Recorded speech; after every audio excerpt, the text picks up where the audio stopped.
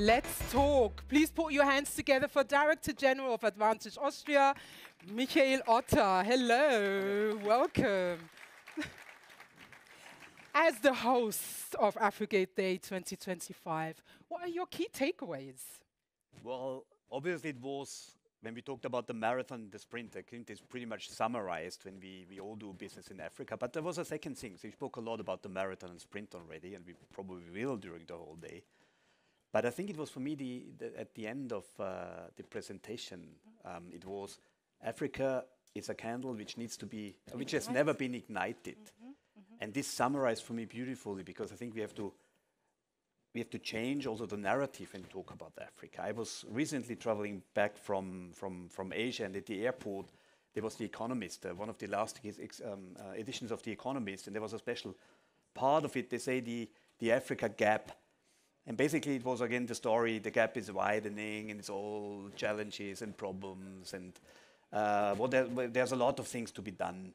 But then you talk to people in Austria, you talk to the diaspora, you talk to people in this room, you talk to entrepreneurs, you speak, we had the keynotes in the beginning. Yes. And you feel there's much more. The narrative is changing, there's another side, there's some positive spirit. We spoke about services, innovation, technology, partnerships. Yes, there are challenges. We have to talk about the challenges. But we need this positive narrative, we need these positive stories when we talk about the continent, about the partnership. And we need, yes, a marathon and a sprint. And that's why we want to use the next 20 minutes, roughly, to bring 3 examples of Austrian companies successful on the continent. Talk about how they were successful. And yes, we will talk about challenges. But I think what we want to do, we have this positive framework. Yes, we can do it there. Yes, we are long-term partners for the continent. Director General, the stage is yours. Well, thank you very much. It's not mine, the stage is the Austrian companies. And as first, I would like to invite Claudia Schwendimann. Mrs. Please. No. Mrs.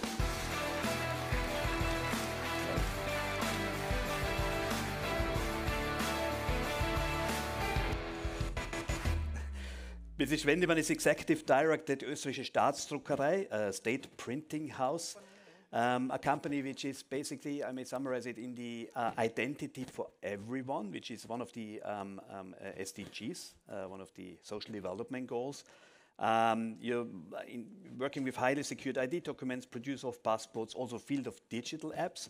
And what is maybe not known, you just recently finished a successful project in Ghana. Please tell us about your experiences. Thank you, Mr. Otter. Thank you for giving me the opportunity to introduce our project today. And I would also like to give you some key takeaways of our project. I have prepared a few slides. Can we bring up? Yep. Okay, 3 points which I want to talk about. First of all, you need to spot this project. You need to find a project in Africa that you want to follow. You need to propose a suitable solution. That's what I want to stress. It's not our European concepts, projects that we can transfer to Africa. You need a suitable solution for Africa. And you need to prepare for challenges. Sorry, wrong direction. So in our case, I want to speak about a project in Ghana. We provided an app for health insurance where people could register to get basic health service. The driver was a sustainable development goal of the United Nations, which is universal health coverage. So everyone in the world should have access to at least basic health coverage. Yeah, but getting health coverage can be difficult. You need to register in some regional city or center. The bus ride is long, it's crowded, it's expensive. There was a rain, you cannot get through, you're stuck, you better should be home with your family or plow your field. Then you get there, the office is closed. You didn't know about that. And you need to fill in lots of forms, you might not have the proper paper to prove who you are. So this can be very difficult. Therefore, we propose a solution that is moving from this e-government to m-government. What does it mean? E-government means you have many regional places that you equip with computers, with network, with internet, with printers, you need cartridges, you need paper, etc. So this is a lot of investment in hardware. It's a lot of maintenance to operate it. No, get it out to the people. Let the people enroll themselves. M-government, mobile government. Provide an app on your phone where people can have access to government services, but you need to find out how and what they need. And this is, please sit together with the locals. We had working groups, Ghanaian computer specialists, Ghanaian IT specialists, and of course politicians who told us what is needed and how registration should be done, how identity verification should be done, and then we found a solution. That's an app uploaded in Google Play Store and App Store. My NHIS, National Health Insurance Scheme. It's like the Sozialversicherung here in Austria. And that's very intuitive to use. Yeah? Many icons, many photos, and a secure, traceable solution. So when people registered, you also knew who registered. So identity verification, especially in our business, is key. Okay, the app was out. Get the word out. Tell people about what you've done. Tell about your project so people know that you set up something in Africa. Yeah? Get it in a newspaper here. The vice president launched the app officially. And then get the word out in form of marketing. People need to know that there is an app. And it's, again, an African marketing campaign. You see the way it's done. There are also videos that were launched in social media, especially for the young population. So get the word out. Yeah, of course, I cannot miss the challenges. They are here. First of all, politics. I mean, here in Austria, we also have our challenges with politics, but in Africa as well. And the problem is, here in Austria, we don't know the politics. We don't know the parties. We don't know who of your partner supports which party, but this is very important to know. Therefore, you would need a local partner who has more insight and who can guide you a bit. You know, whom to tell what and whom to avoid at a certain point of time, etc. The second is bureaucratics. You need a lot of signatures, you need a lot of stamps, you need a lot of printouts on your contract, you need certifications, etc. So you need to know the procedures. And you need to push, because the person who is supposed to sign is traveling out of country, is sick, has left the office early.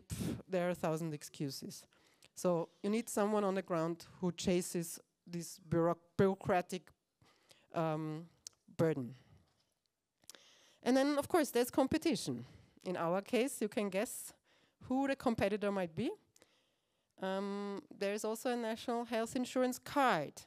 And the card printer, of course, didn't have no interest in having an app when cards are not needed anymore. So he came in through the side door, told the politicians, oh no, this app is no good and it won't work, etc., etc. Yeah? So again, we had to persuade that the app is the future. And by now, 60% of all new applications are done through the app and not in paper form anymore. Just imagine also for the health insurance scheme how much easier it is. They get the data right on the computer. There is no one who has to type it in and get things wrong, etc. Yeah, another point is not assuming responsibility, I wrote here. There always has to be one person who says, yes, this is it, and I carry it through. In our case, an example, App Store, Google Play Store, we as a company couldn't upload the app. It has to be the issue, and the issue is a national health insurance scheme. Now we had to find, at the end, a person whose account is in this App Store. Yeah? So they said, well, it has to be the CEO. It cannot be an IT guy, which most likely would have been better, but it has to be the CEO. Okay, the CEO, she registered, opened this Google account, and uploaded it. 3 months later, she was removed from her post. So again, finding a new one. And then maintenance. The concept of maintenance is, unfortunately, I feel, pretty much unknown in Africa. But everything has to be maintained in order to have it working for a long time. So how to mitigate these things? Find a partner, a good local partner, who has these insights, who can read between the lines of an email. Sometimes I get an email and say, oh, super, they told me that. And then my local partner say, this is not what he wants to say, it's actually the opposite. Oh, are you sure? And then, you know, he educates me on how to really read these emails or letters and how to interpret the words. Yeah? Find the interest of the partner. There is always a second agenda. Either a business trip to Vienna could be the agenda, or to win the next election, or to get a place or some support for children to study abroad and they need a reference letter for a place to study. Those kind of things. Find the interest, find the second agenda, and if it's legal, of course, help the people to achieve it. Go the extra mile, even if they did not yet sign the maintenance agreement and there is an issue, maintain the thing, because it will reward later on. Yeah, and don't rely on duly, timely paid invoices. So if your whole other business relies on invoices being paid on time from Africa, you will go bankrupt. I was asked about the key finding. Every invoice, every single cent has been paid in Africa, and we do business with 15 countries in Africa, but sometimes very late, years late. Yeah. Yeah, and always start at the top, because if the boss is not with you and is not in favor of your project, the bureaucrats or the technicians won't follow that. Yeah, thank you very much. And this is our app, and thank you for listening. Well, thank you very much, Mrs. Schwendimann. I think it was for these very deep insights. We spoke about adapting to local needs, about spreading the message, and how to tackle some of these challenges. Thank you very much. Deep applause again. Well, up next, we have the Stephanie Unterrieder. She's the Business Development and Regional Manager Africa for MED-EL. Welcome.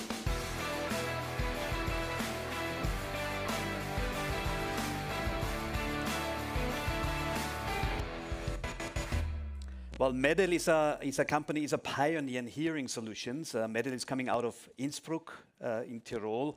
And even though MED-EL is a global player, present in more than 30 countries, with more than 30 offices abroad, and offering their solutions, their hearing solutions in more than 173 countries, not many people know that this company is actually world-class leader in cochlear implants.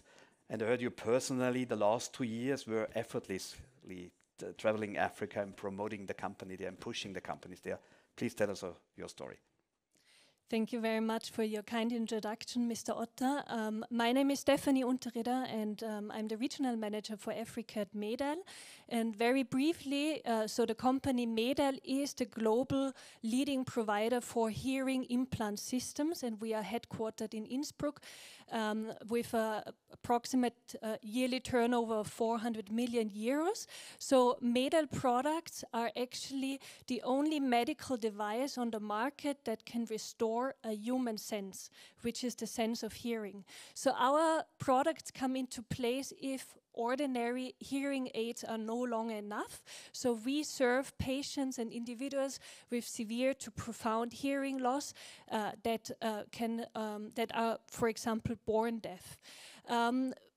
In regards to our Africa strategy, we have been active some years already, of course, in South Africa and also Northern Africa. And 10 years ago, our CEO has launched a strategic Africa approach with the clear intention to invest into the infrastructure and build capacities.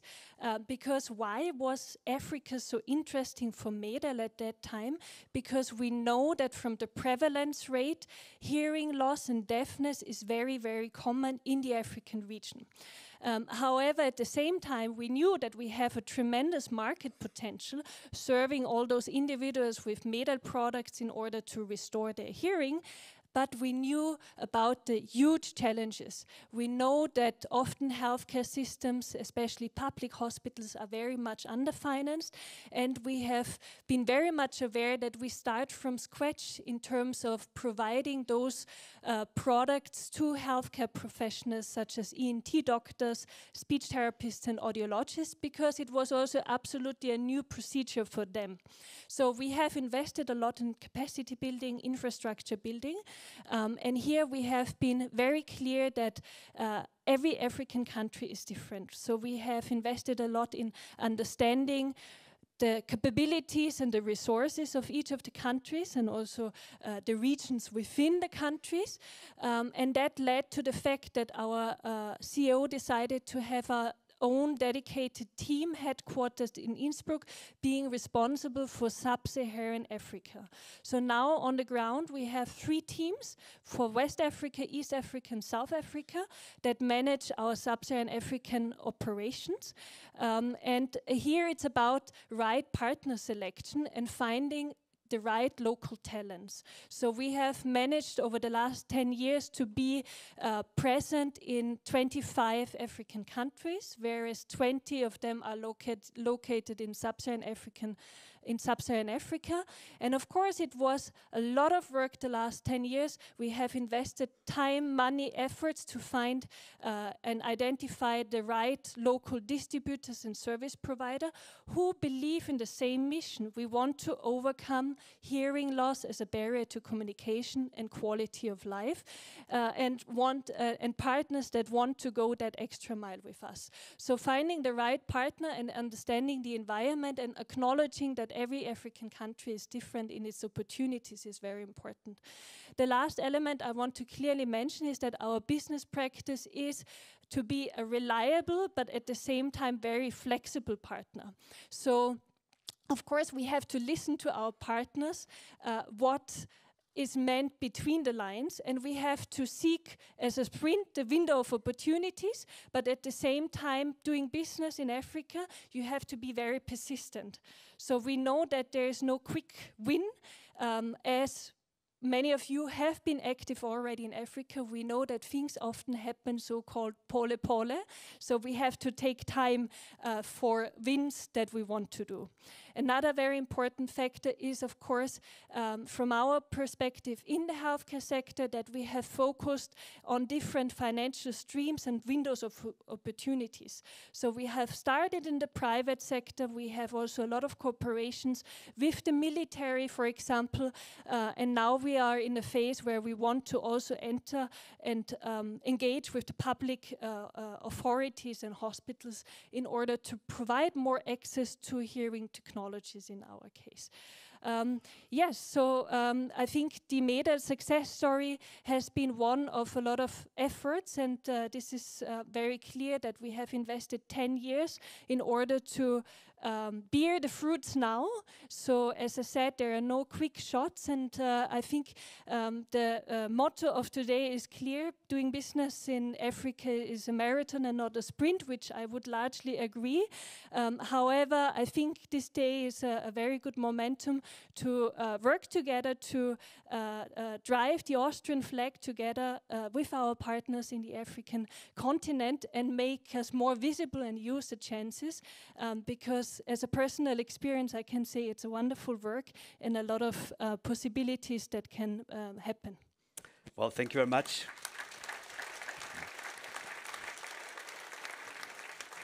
Thank you very much, Mrs. Unterrieder. Well, you told me just before when we had a short preparation that the last 2 years were extensive. You traveled a lot. You had to travel a lot in Africa. Maybe one key takeaway, one advice for the audience?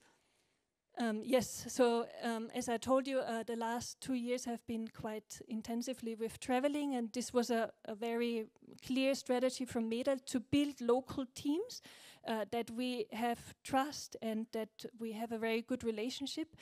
Those teams need to be built up, so that was the clear strategy from 2 years. I think this would be my key tip or takeaway to, of course, expand from your Austrian headquarters, but you have to be on the ground, you have to listen and you have to understand. And don't think that your plug and play approach that maybe you apply in other regions will work. I see it when I exchange with my other colleagues. The challenges are different, so the solutions and answers must be different. And the last thing is still have fun and explore the continent. It's wonderful and it's very new often, and also a lot of possibilities that can happen. Thank you very much, Mrs. Unterrieder. You have to find the right partners, and all the luck for the project you have started and good success for Medal. Well, last not least, I would like to welcome Florian Huber. He's the International Project Manager at Lohmann and Rauscher. Please, Mr. Huber, join me on the stage.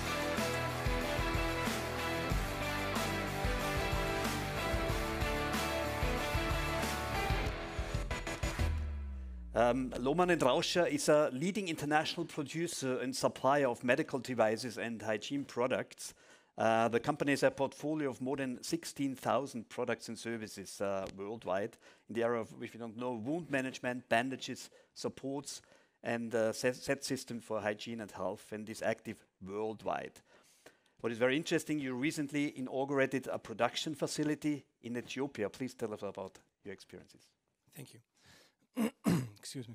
I will not only tell you about our experiences, but also when and why we decided to go to Ethiopia and which important item I hide currently in my jacket. Years ago, we started with a feasibility study to find the perfect country for a new production site that had to be built. We clearly focused on 4 points. We were searching for a country with an investment-friendly government, with a high availability of employees that are motivated and well-educated, and last but not least, with a low level of corruption. After having done our homework, we soon decided for Ethiopia and decided to go there to an industrial park close to Addis Ababa.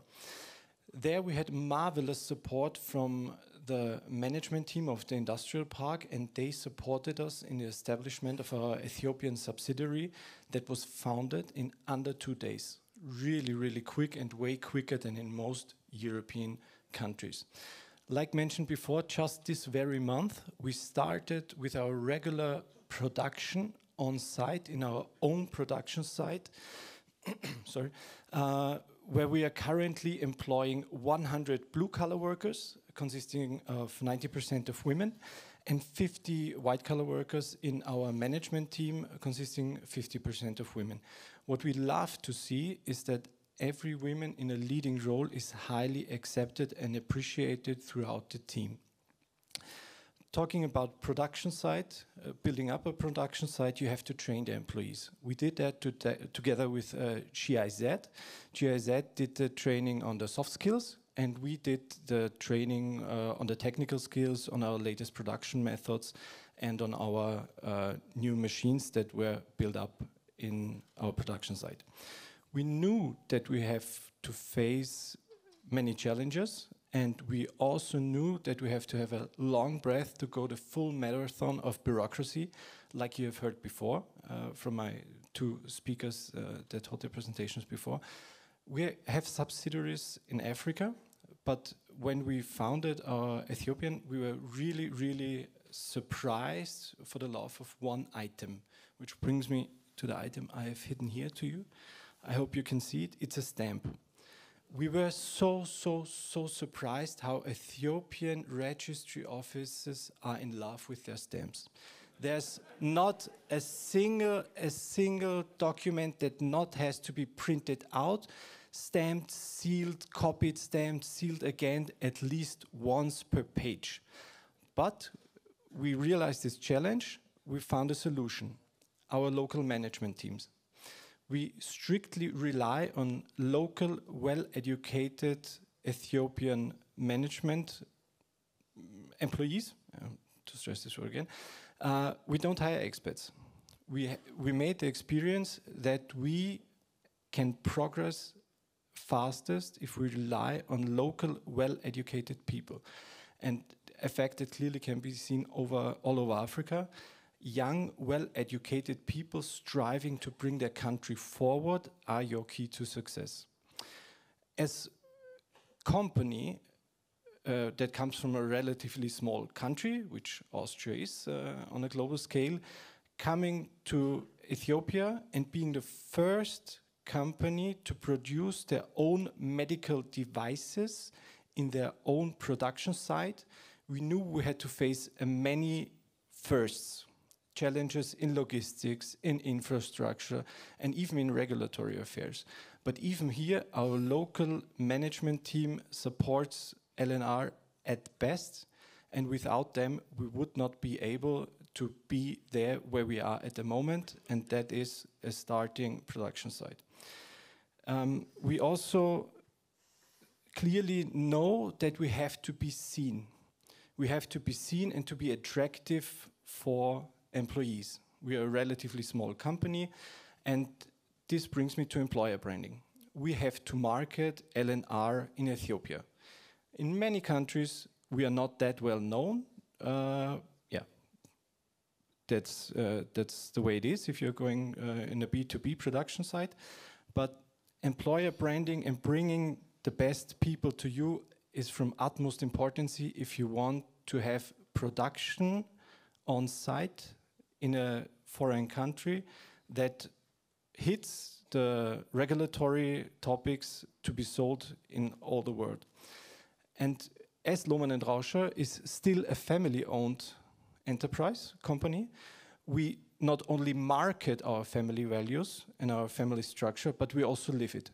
This is a fact that's clearly seen and increases our credibility in the fight for talents to make LNR as impressive to be as possible to work for. Last but not least, I owe you a piece of information. When we started our feasibility study, it was in 2017, 8 years ago. And just this very month, we started our production, which is for a process-oriented, fast-thinking Austrian company quite a lot of time. But this shows you that we are willing and capable of going the marathon in the full distance and even more, and that we try to understand the needs and challenges in Africa every day and try to be as successful as possible. Thank you very much. Well, thank you, Mr. Huber. Please stay with me. Well, this ends our brief session, our brief in-look into success stories of Austrian companies in Africa. Well, we heard about you need due diligence, you have to select obviously the right market, you have to adapt your product to the local markets, you have to promote your company, employer branding, but also your product. Honestly, also new to me, the importance on the continent also to place your employer, do employer branding, and I think you mentioned also family-owned companies, which is one of the strengths of Austrian companies, so this could be a good start also in the employer branding worldwide, I have to say, but especially also on the continent. And we spoke about many challenges which can be overcome with some patience, and we also spoke about success. Thank you very much, Mr. Huber. For me, thank you very much for coming. For me, it only remains we have, for all this information, we also have our Advantage Austria offices worldwide. We have especially also our Advantage Austria office on the continent. Well, all of them are here with us today, and they are waiting for you for B2B consulting. They are waiting for you to giving some advice and for discussions at the Octagon. The whole afternoon they are there for you. Thank you very much for coming. Thank you very much, especially for the Austrian companies for giving us the insight. Thank you.